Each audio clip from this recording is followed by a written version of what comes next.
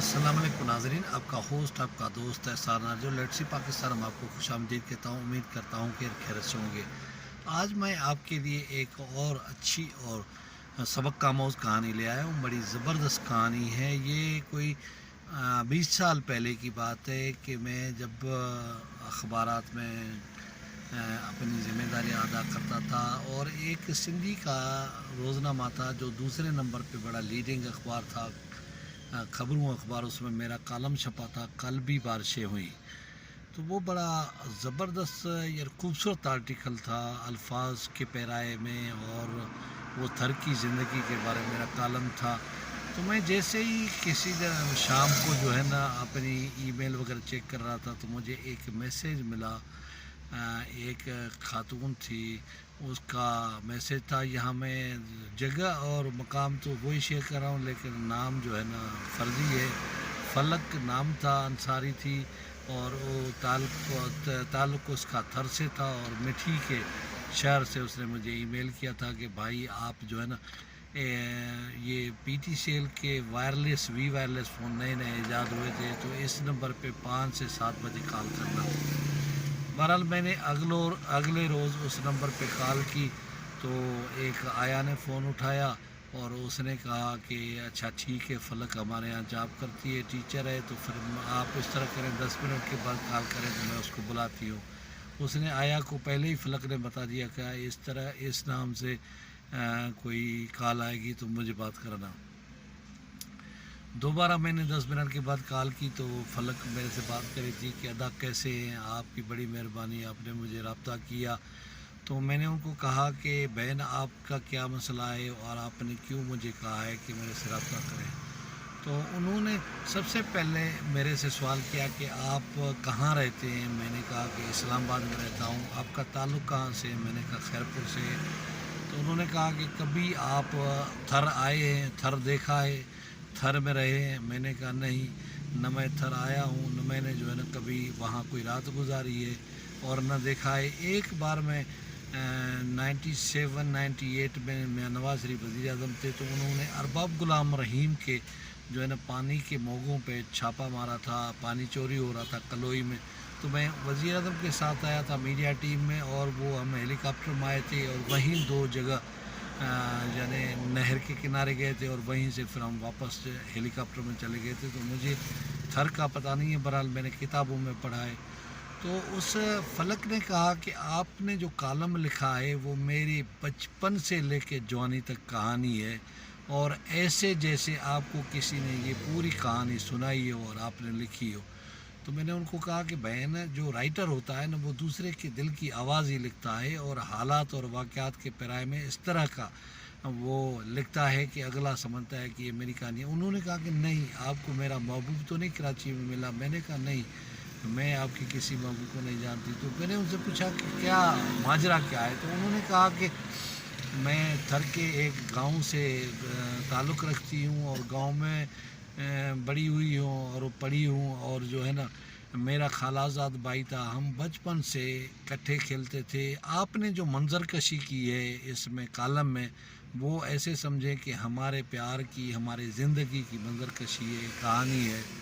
और जो आपने तशबीहात दी हैं, बारिशों के दरमियान में पानी के अंदर जो है ना खेलना कूदना, और जो रेत के टीले होते हैं यानी थर में, उनके ऊपर खेलना, जो चौरे बने होते हैं हमारे घर, उनके बाहर घूमना फिरना, और रात के चांदनी में जो है ना चारपाई पे बैठ के एक दूसरे के साथ अकेलियाँ करना। ये आपने जो कॉलम लिखा है ये मेरी ज़िंदगी की कहानी है।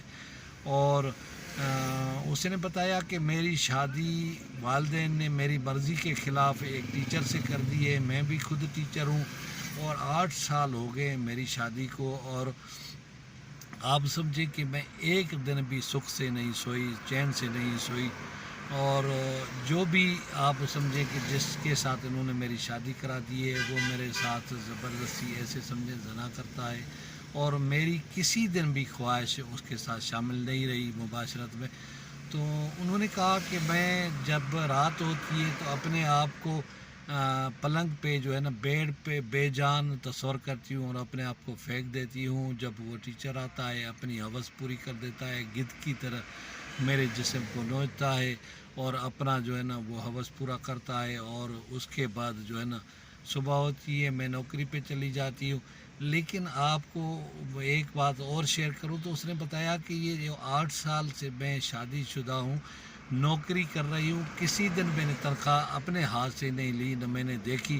میری تنخواہ بھی میرا شوہر ہی لیتا ہے، کیونکہ اب بھی بائیو میٹرک سسٹم ہوا ہے، پہلے یہ اس طرح نہیں ہوتا تھا۔ بہرحال وہ اس کا کہنا تھا کہ میرے والدین نے میری مرضی کے خلاف شادی کرائی، اور میرا جو خالہ زاد بھائی ہے جس دن میری شادی ہوئی ہے اس دن سے ناراض ہو کے اور پتہ نہیں کہاں چلا گیا ہے، کراچی کی طرف کہتے ہیں، یا بہرحال کوئی اس 8 سال کے اندر کوئی اس کا پتہ نہیں ہے کہ زندہ ہے، مر گیا ہے، یا واپس آئے گا نہیں آئے گا۔ لیکن میں نے ان سے سوال کیا کہ اس 8 سال کے دوران تو نے کبھی خودکشی کا کوئی سوچا؟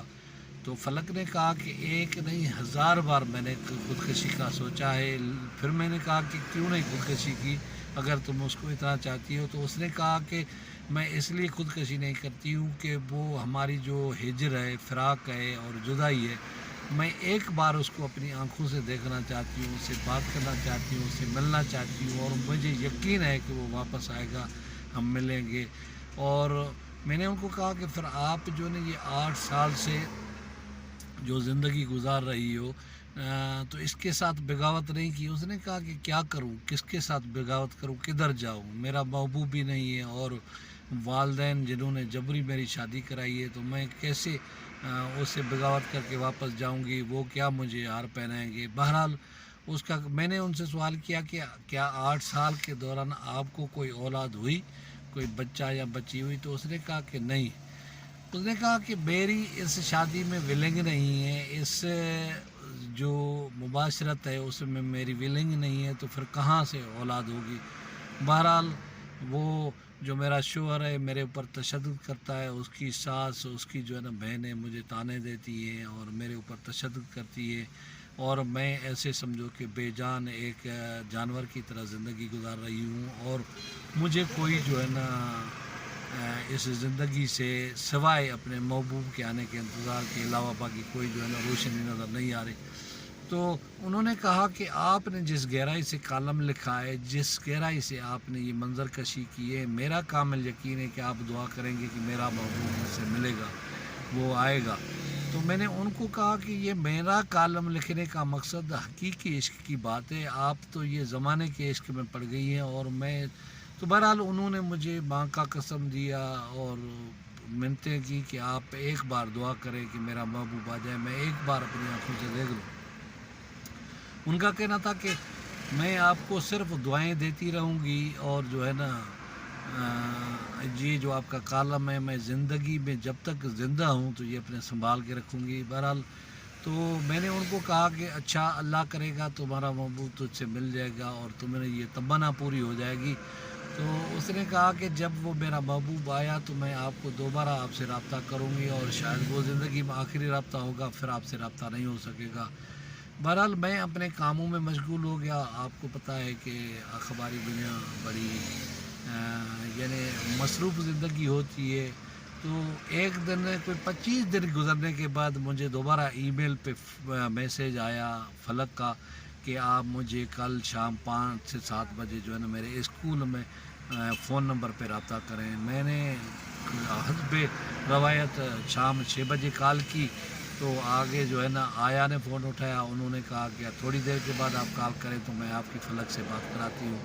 میں نے دوبارہ کال کی، فلک نے فون اٹھایا، اور اس نے اتنا آپ سمجھے کہ وہ زندگی میں باغ و بہار تھی، خوش تھی، اس کی زندگی جیسے لوٹ آئی ہو، اور بڑی مجھے دعائیں دے رہی تھی، کہہ رہی تھی کہ میرا محبوب کل آیا ہے، گاؤں میں آیا ہے، میں نے اپنی آنکھوں سے دیکھا ہے اور دور سے اس سے بات بھی ہوئی ہے۔ ادا میں آپ کا کیسے شکریہ ادا کروں، میں جب تک جیتی رہوں گی صرف آپ کو دعائیں دیتی رہوں گی اور آپ کو دعاؤں میں یاد رکھوں گی۔ آپ نے میرے دل کی دعا پوری کر دی، تمنا پوری کر دی، آپ کی دعا قبول ہوئی، اور میرے لیے بڑی خوشی کی بات ہے، اور جو ہے نا میں اب بڑی خوش ہوں۔ جو یہ 8 سال میں نے جبر، قید اور جو ہے نا بے رونق زندگی گزاری ہے، اس زندگی میں تھوڑی رونق آ گئی ہے، میں بڑی خوش ہوں۔ تو بہرحال انہوں نے کہا کہ اب آپ سے دوبارہ رابطہ نہیں ہو سکے گا، نہ بات ہو سکے گی۔ میں نے کہا اللہ آپ کو خوش رکھے، اگر آپ کی خوشی دل خوش ہوا ہے آپ کے خالہ زاد بھائی کے آنے سے، آپ کے محبوب آنے سے، تو مجھے اور کیا چاہیے۔ میرا کام جو ہے نا لکھنا ہوتا ہے اور یہ عکاسی کرنی ہوتی ہے۔ بہرحال اس کے بعد میں سوچنے لگا کہ کیسے یہ ماں باپ والدین جو ہے نا بچی کے مرضی کے خلاف، بچوں کے مرضی کے خلاف فیصلے کر لیتے ہیں، زبردستی کے فیصلے ان کے اوپر یعنی صادر کرتے ہیں۔ حالانکہ اسلام بھی کہتا ہے کہ آپ اپنی بچی سے جو ہے نا رضامندی پوچھو۔ بیٹے سے تو آپ ساری باتیں پوچھتے ہیں، شیئر کرتے ہیں اور اس کی پسند بھی پوچھتے ہیں، لیکن بیٹی کو یہ حق نہیں دیا جاتا۔ بھولے بالے سادے سودے والدین تھوڑی باتوں کو انا کا مسئلہ بنا کر ایسے غلط فیصلے کرتے ہیں۔ جیسے آپ نے دیکھا کہ فلک کی زندگی ایک بنجر اور ویران سی زندگی تھی، وہ اس ٹیچر کے ساتھ خوش نہیں تھی، اور جس کے ساتھ بندہ خوش نہ ہو اس کے ساتھ زندگی گزارنے کا کیا مزہ۔ اور دنیا بدل چکی ہے، دنیا تبدیل ہو چکی ہے، حالات اور واقعات بدل چکے ہیں، لہذا جو ہے نا گراؤنڈ ریئلٹیز کو دیکھ کے، زمینی حقائق کو دیکھ کے اور بچے اور بچی کی پسند کو دیکھ کے والدین کو قدم اٹھانا چاہیے۔ ایسا نہ ہو کہ اپنی انا کی خاطر، اپنی مرضی کی خاطر کسی کو بلی چڑھا دے اور پھر وہ سڑتا رہے، جلتا رہے، کڑتا رہے اور بد دعائیں دیتا رہے۔ امید ہے ناظرین آپ کو یہ کہانی پسند آئی ہوگی۔ کسی اور کہانی، کسی اور ولاگ، کسی اور ویڈیو میں آپ سے ملاقات ہوگی۔ تب تک مجھے دے اجازت، خدا حافظ۔